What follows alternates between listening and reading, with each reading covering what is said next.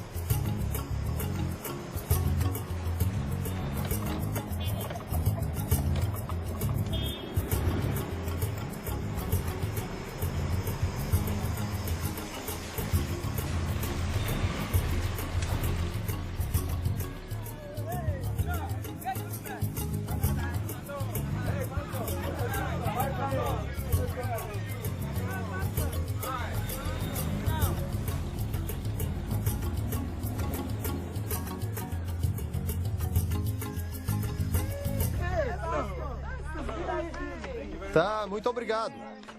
Olá, crianças, como vocês estão? O Natal para a família Ekechuku sempre foi uma época de celebração. Celebração do nascimento de Cristo e do amor dos amigos e da família. Oi, pai. Oi. Trouxe um bode pro senhor. Mas desta vez, tudo foi diferente. Aparentemente, tudo parecia bem. Mas por dentro, Daniel estava fervendo de raiva e intolerância. Ele havia brigado com a esposa recentemente e ainda nutria um profundo ressentimento. Tive uma briga com minha esposa na terça-feira. E pus a culpa nela da pequena briga que tivemos. Na noite de terça-feira, ela bateu na minha porta e eu não quis abrir para ela. Então, na manhã de sexta-feira, ela tornou a bater na minha porta. Não abri. Na sexta de manhã, ela acordou e eu saí. Ela me deu bom dia, eu não respondi, não falei com ela. Fiquei quieto e saí na sexta de manhã. Ela me ofendeu, fez uma coisa errada, e eu fiquei zangado e irritado com ela. A raiva de Daniel o cegou tanto que ele nem viu o filho naquele dia. Mamãe! Sim, meu filho. Onde está o papai? Ele foi levar o bode pro vovô em Oweri. Quando o papai vai voltar? Logo, filho, vá brincar.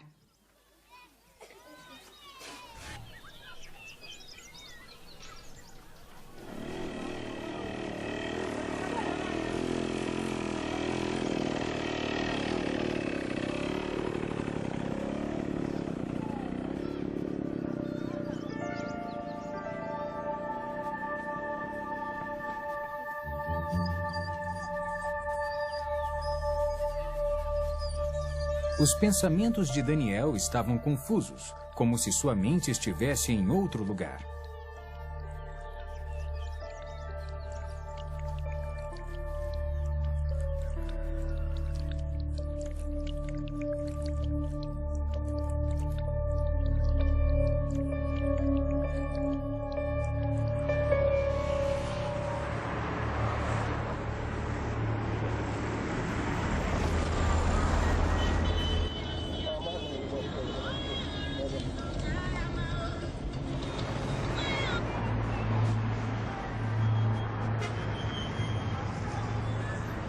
Conforme o sol começava a sumir, Daniel começou a correr, querendo chegar em casa.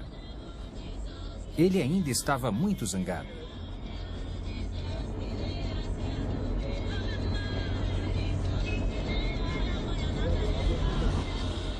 As ruas dos subúrbios da Nigéria são vergonhosamente rudimentares. Uma experiência difícil, no mínimo. Daniel sabia que devia dirigir com cuidado. Mas naquele dia, o carro dele parecia meio lento e desregulado. Quando ele descia uma das estradas de terra, tentou pisar no freio. Mas não houve resposta. Daniel começou a bombear o pedal energicamente, mas foi em vão.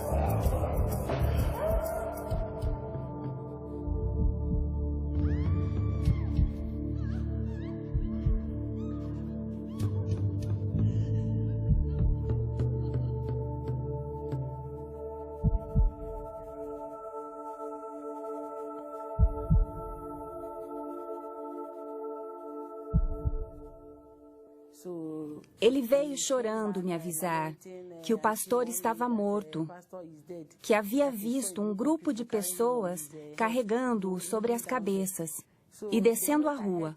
No instante em que ouvi seus gritos e ouvi que o pastor estava morto, eu soube que era meu marido. Por isso, comecei a correr na direção do local que havia ocorrido o acidente. Quando Neca chegou ao local do acidente, ela soube que Daniel ainda estava vivo, mas em estado muito grave. Curiosos o haviam levado para o hospital local, onde Neca o achou. Após ter sido levado para a UTI do Hospital Boronino, Daniel se recusou a ser tratado. Em vez disso, insistiu para que fosse levado até o médico da família na saída de O'Weary. Preciso ver o Dr. Miserec. É o médico da família em O'Weary. Médico da família? Eu não entendo. É o que meu marido quer, doutor. O cirurgião do hospital disse à esposa de Daniel em termos bem claros que ele não estava em condições para viajar devido à extensão dos ferimentos. Senhora, ele não está bem. Está confuso agora. Ele precisa ficar aqui. E não está em condições de decidir o que é melhor para ele. Por isso... Mas apesar dos apelos do cirurgião, Neca foi firme. É o que o meu marido quer. Se ele for agora, receio que ele possa morrer. E não posso impedir isso. Eles nos liberaram naquela noite. Me mandaram assinar e disseram que a responsabilidade era minha. Então assinei. Assim, nós o levamos para o médico particular de O'Weary. No caminho, ele me chamou e disse que eu devia cuidar da igreja, do ministério e das crianças. Cuide das crianças e do ministério. Não tente falar. Construí uma casa para você. Por favor, não fale. Alguns são chamados mais cedo e vão embora.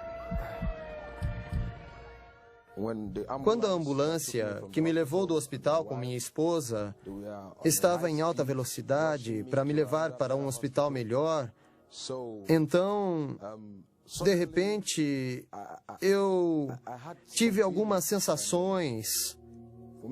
Olhei para cima e vi 2 anjos.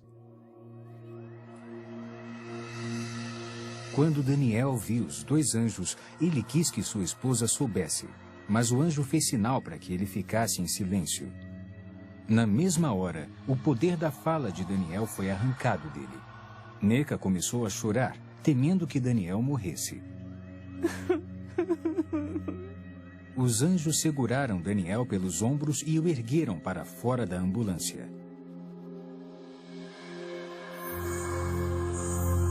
De repente, Daniel se viu em outro lugar com um dos anjos.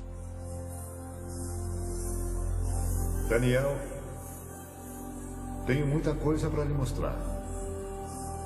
Quando olhou, Daniel viu um lugar com uma multidão de pessoas reunidas. E a aparência era a mesma que os anjos. A cor delas era de um branco puro e seus corpos pareciam brilhar de radiação. Devido à aparência semelhante, Daniel achou que estava vendo uma reunião de anjos.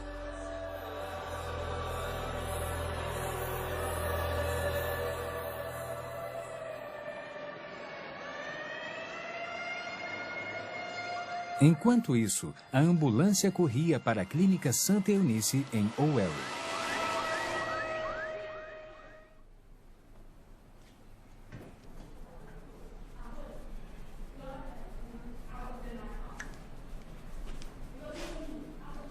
Neca e um amigo da família esperavam com muita ansiedade enquanto o Dr. José Anebunua examinava o paciente.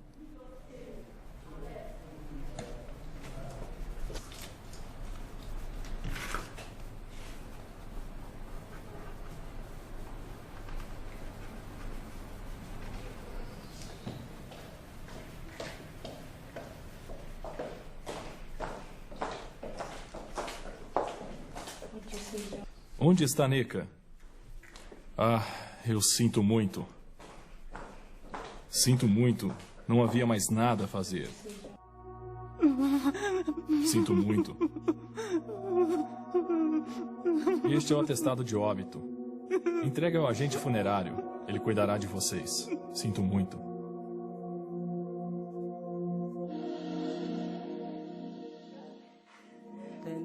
Então, naquele lugar, o médico o examinou e descobriu que ele estava morto e que não estava mais respirando. Tudo havia parado. Devíamos ir embora e levá-lo para a funerária. Eu não pude acreditar. Eu disse não, meu marido não está morto. Ele não pode me deixar assim. Esta não é uma reunião de anjos, Daniel. É uma reunião dos santos.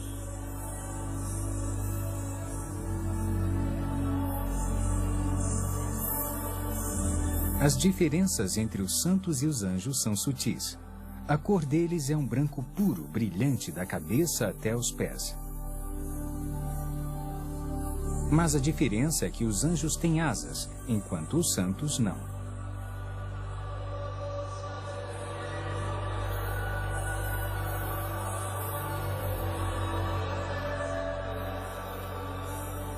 Os santos estavam adorando a Deus. Eles adoravam a Deus em uníssono e erguiam as mãos enquanto cantavam.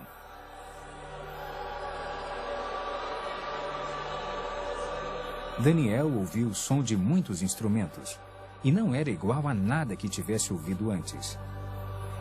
Ele desejou se juntar àquelas pessoas e seguiu em direção a elas, mas o anjo o impediu. Daniel, não vá. Tenho muito para lhe mostrar. Pegue esta pasta e registre tudo o que viu. A multidão que Daniel viu estava olhando para a luz que brilhava como o sol. Era a fonte de toda a luz que havia lá. Era uma luz bem compacta, descendo lá de cima. Agora, estavam todos olhando para aquela luz como se estivessem vendo alguma coisa lá, mas eu não conseguia olhar para aquela luz. Eu não podia olhar para aquela luz porque era muito perigosa para os meus olhos. Por isso tentei me esquivar para olhar para o que eles estavam olhando, mas não consegui ver. Funerária de Owerri, 30 de novembro de 2001. O corpo de Daniel foi levado para a funerária onde Burlington Manio, o agente funerário local, providenciou o enterro. Então vamos começar a embalsamar. Vou precisar de 1000 niras. Depois me traga as luvas, a roupa dele e então prepare um caixão. E me dê 2 dias de intervalo antes de vir buscar. Está tudo bem para você? Era o dia 30 de novembro de 2001. Foi neste dia em que trouxeram o reverendo Daniel Eke. Ele morreu em um acidente. Esse foi o dia. Trazido pelo pai, Sr. Lawrence Eke Ibua. Então, depois do tratamento, dei algumas injeções, algumas doses. Essa é uma seringa de 5 ml. Usei umas 6 seringas nos dedos das mãos e dos pés para tratar antes do embalsamamento.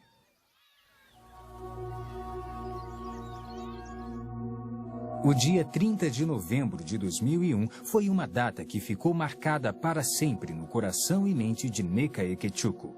Ela, de fato, se lembra muito bem. Aquele dia foi terrível de aguentar. Eu fiquei chorando. Então a palavra de Deus apareceu para mim em Hebreus 11, versículo 35. Mulheres que pela ressurreição tiveram de volta os seus mortos. Quando eu li essa passagem, eu disse, seus mortos de volta à vida. Comecei a meditar tudo sobre a palavra de Deus. Então eu disse, os mortos, meu marido é um dos mortos que ressuscitam. Preciso levá-lo para a vigília de Bonk para que ele ressuscite. Vamos visitar as mansões que Jesus preparou para o seu povo.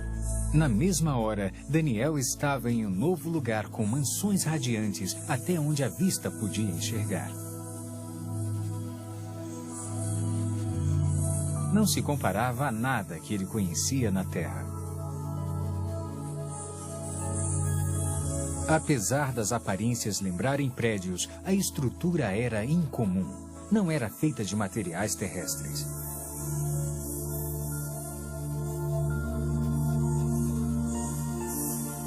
Elas pareciam estar vivas, se movendo. Daniel, Jesus terminou seu trabalho. As mansões estão prontas, mas os santos não estão prontos. Havia um som de linda cantoria e adoração, e parecia vir de toda parte.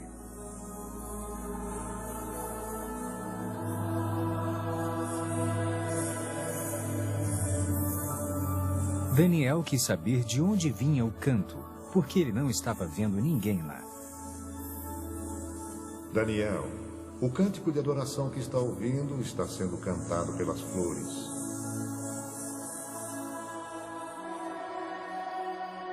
Quando olhou, Daniel viu as flores balançando em resposta à música. Parecia de fato que estavam batendo palmas, gritando e louvando a Deus.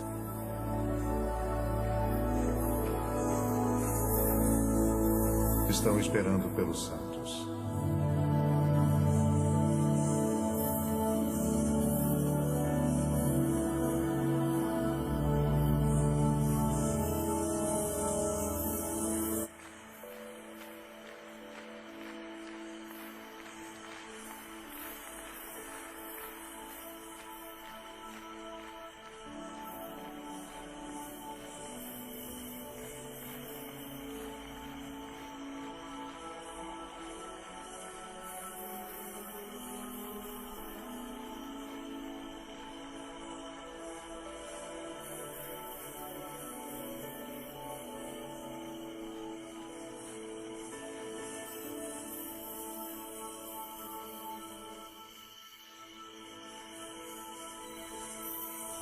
Tudo isso foi em torno de meia-noite, quando eu saí.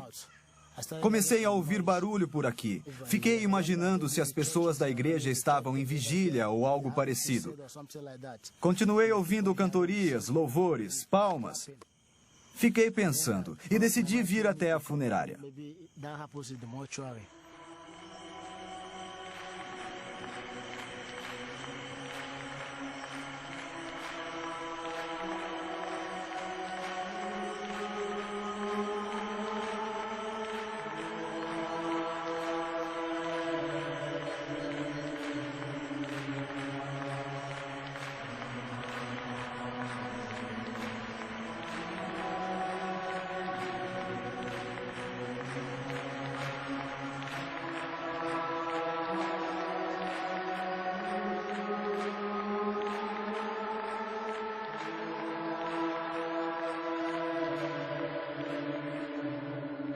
Agora, vamos visitar o inferno.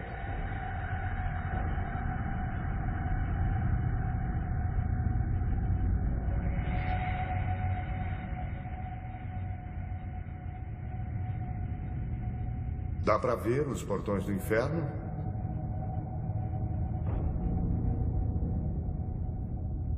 O anjo ergueu a mão e, conforme ela desceu, os portões abriram com um grande barulho.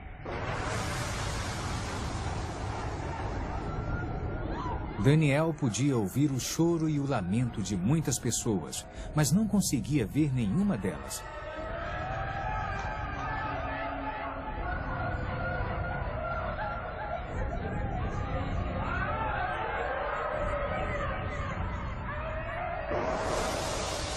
Então uma luz brilhou do corpo do anjo para a escuridão, para que Daniel pudesse ver com mais clareza.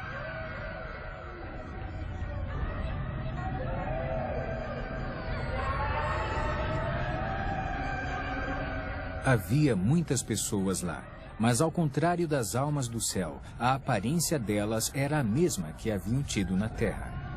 Havia pessoas de cada raça, cultura e nacionalidade. Cada pessoa parecia aprisionada em seu próprio tormento pessoal, um tormento que continuava pela eternidade, e não podiam se comunicar com as outras.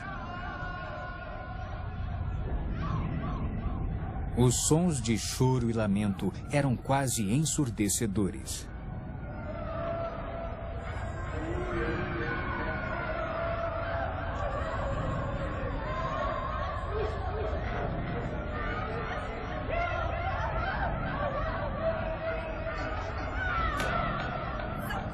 De repente, todos pareceram notar a presença de Daniel e começaram a gritar-lhe pedindo ajuda. E chamavam apenas por Daniel, como se não pudessem ver o anjo.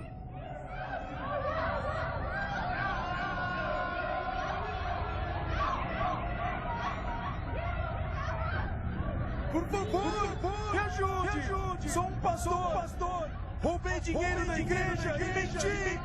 Me ajude, por favor! Estou pronto para me arrepender! Me ajude! Na mesma hora, depois que o pastor fez aquela declaração, a força que o atormentava pareceu aumentar.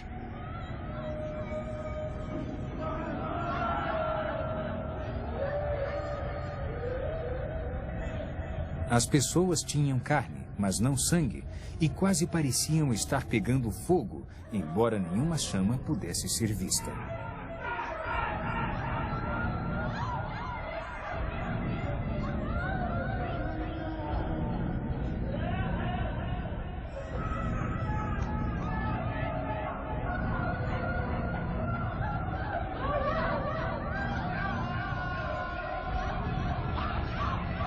Havia um grupo de pessoas que estava comendo a própria carne. Elas vomitavam o que comiam e a carne crescia de volta. Isso continuava em um ciclo interminável de tormento.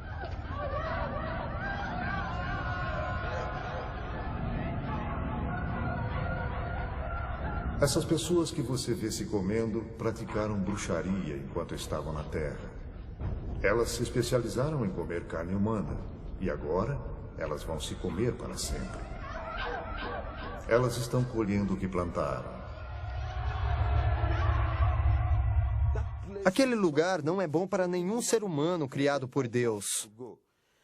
E Deus não fez aquele lugar para o ser humano. Fez para o diabo e seus agentes. Mas seres humanos teimosos que desobedecem a Deus como o diabo também irão para lá. Deus não tem a intenção de pôr nenhum ser humano no inferno. É um lugar perigoso e mortal. Ele o criou para o diabo e a sua gente. O que viria a seguir seria uma declaração surpreendente feita pelo anjo. Daniel nunca imaginou em sua vida que ele ouviria o julgamento. Daniel, se o livro de sua vida fosse fechado hoje, isto lhe caberia? Não! Eu sou um pastor! Sou um filho de Deus, eu nasci de novo! Eu prego por todo esse país! O país que eu... Não pode ser! Não pode ser! Chega! A caminho do primeiro hospital, você pediu a Deus que o perdoasse, mas não quis perdoar sua esposa, e seus pecados não foram perdoados. Trata-se de colher o que plantou. Não pode semear intolerância para com sua esposa e colher o perdão junto a Deus.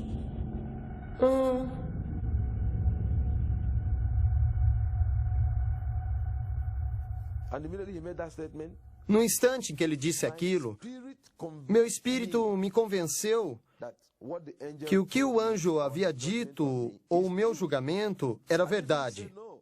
Eu não disse não, porque me lembrei que havia brigado com minha esposa na quinta-feira. E na briga que eu havia tido com ela, eu a havia ofendido. Então, na noite de quinta-feira, ela bateu em minha porta. Não abri a porta para ela. Então, na sexta-feira de manhã, ela bateu de novo em minha porta. Não, na sexta de manhã, ela acordou e saiu. Ela disse, bom dia. Eu não aceitei. Não falei com ela. Fiquei em silêncio e parti na sexta de manhã. Entende o que eu fiz? Porque minha esposa me provocou. Ela me ofendeu, ela fez uma coisa errada e eu fiquei com raiva dela. Fiquei irritado. E não aceitei a sua saudação. Parti na sexta-feira. Quando estava voltando, sofri um acidente e morri. Por isso, o anjo me disse que minha esposa havia me oferecido a paz e eu não a perdoara, e me voltei para Deus e pedi que Ele me perdoasse. Ele não me perdoou e eu iria para aquele lugar. Então eu chorei, mas não disse não. Não recusei o julgamento. O julgamento era verdadeiro para mim, porque eu sabia que, no fundo, eu estava zangado com a minha esposa. Eu estava pensando no que fazer com ela. Pensei, minha esposa me esbofeteou, me bateu. O que vou fazer com ela? Fiquei pensando no que eu iria fazer. Por isso, no fundo, eu estava irritado e acredito que Deus estava julgando meu coração. Ele disse que eu não havia perdoado minha esposa e não estava perdoado. Fiquei chorando, chorando e gritando sem parar. Só dizia, viu como destruía minha alma? Enquanto eu gritava e chorava, eu tive medo, as lágrimas cobriram meu rosto. Entrei em pânico porque aquele lugar não é bom para ninguém. E o modo como estavam as coisas, se Deus quisesse mesmo me mandar para o inferno, nada o impediria. Enquanto nós discutíamos, um grupo de pessoas, milhares de pessoas estavam sendo mandadas para o inferno.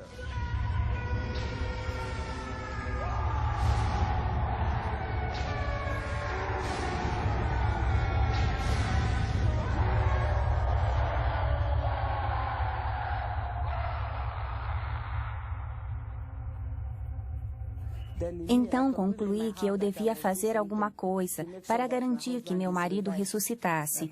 Eu acreditava que ele ressuscitaria se eu desse um passo de fé e alguma coisa boa resultasse disso. Papai? Papai? Hã?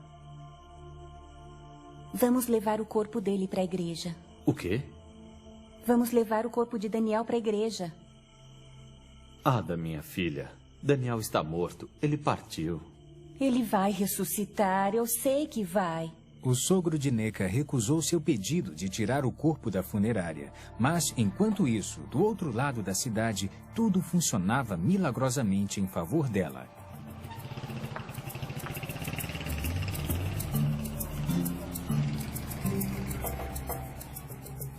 Entre 5:30 e 6 horas, saí de casa para o endereço do pai. E quando perguntei pelo senhor, o senhor Lawrence Eke Boa, então eles me levaram até ele e eu pedi que tirassem o corpo que haviam levado para a minha funerária. Mas eles alegaram que o reverendo havia morrido em um acidente e que estava sangrando muito. Então eu pedi que levassem o corpo. Eu vi alguns sinais. Não sei o que há de errado com o corpo. Eu não quero que me assombre, porque esse trabalho é entediante, é perigoso.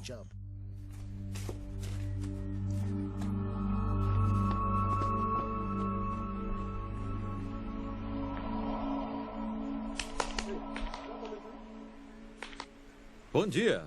O que o traz aqui tão cedo? Quero aquele corpo fora da minha funerária. Por quê? Por quê? Aconteceram coisas na noite passada. Que coisas? O que aconteceu? Havia música vindo da sala dele.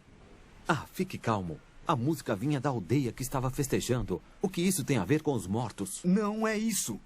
O que exatamente? Eu não sonhei, está bem? Havia música vindo da sala dele. Meu jovem, você bebeu ontem à noite? Eu não bebi nada. Tudo o que eu disse é verdade.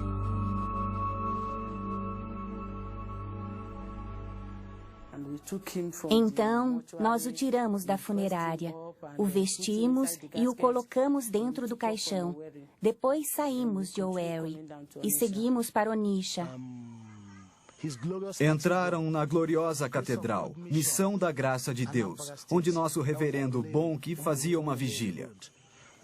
Eles disseram, vamos pedir a Bonk que ore por ele para que ele se levante de novo. Eu comecei a rir. Eu disse, está bem, me dê o dinheiro. Ela foi buscar o dinheiro e zerei a conta. Então vestimos o corpo e pedi que meu assistente me ajudasse. Contrataram uma ambulância. Eles pegaram o caixão branco dentro da sala e eu disse, está bem, eu vou com vocês, quero testemunhar. Talvez seja o poder de Deus ou o que for, eu saberei. Quando chegamos com a sirene, houve muita tensão. O pessoal da segurança queria uma autorização do governo local ou do governo federal que estava com Bonk. Achavam que éramos pessoas ruins, queriam matar Bonk, como na outra vez. Me empurraram para todo lado. Resisti aos empurrões e àquela tortura.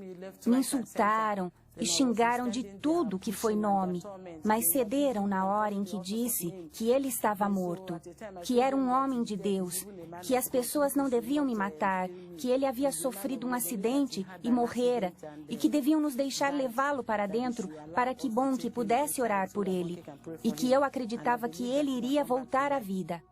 Os seguranças não deixaram que entrassem no local, achando que podiam ter uma bomba no caixão.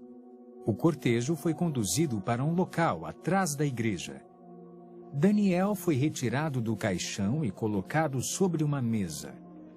As pessoas começaram a orar por ele, pedindo a ressurreição. Então o anjo disse que ia me mandar de volta ao mundo para divertir esta geração, porque seria o último aviso para ela.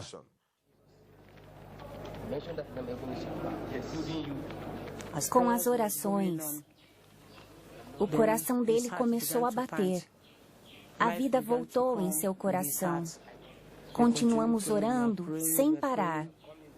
Enquanto tudo isso acontecia, ele começou a respirar aos poucos, mas seu corpo ainda estava rijo.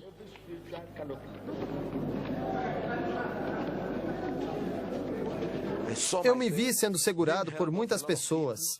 Eu estava despido, só estava de calças. Tiraram a minha veste. Eu vi uma multidão, mais de 20.000 pessoas. Olhei para a esquerda e para a direita. As pessoas gritavam, choravam, algumas louvavam a Deus. Então eu olhei à minha volta, não consegui entender o que estava acontecendo, porque para mim eu estava caindo e quando abri meus olhos, vi todas as mãos me segurando. As pessoas que estavam lá disseram que eu dei um pulo. Lá está o caixão. Mas já faz 3 dias que ele está aqui na funerária. É mesmo. 3 dias aqui neste caixão. Não dá para acreditar. Uma coisa dessas. Eu vi a grande catedral.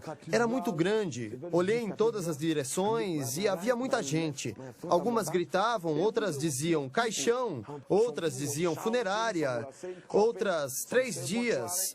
Eu não entendia o que estava acontecendo, porque para mim não havia se passado mais que 15 minutos. Por isso, não entendia por que estavam dizendo 3 dias. Para mim, não houve dia nem noite. Houve apenas aquele momento em que eu vivi.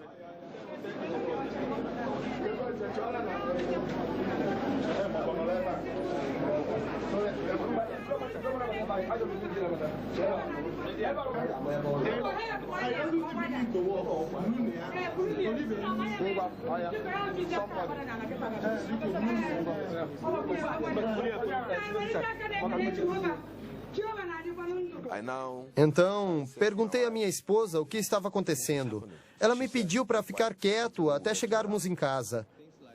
Eles me trouxeram para casa, este lugar com minha esposa. Quando entrei no quarto, era 2 de dezembro.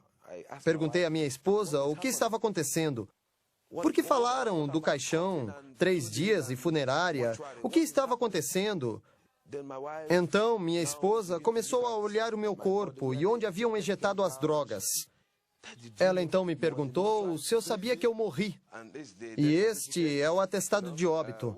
E quando eu saí da ambulância, eles foram ao hospital, onde o médico confirmou que eu havia morrido e que haviam usado o equipamento para verificar, como podem ver, verificaram o batimento cardíaco, tudo, pupilas.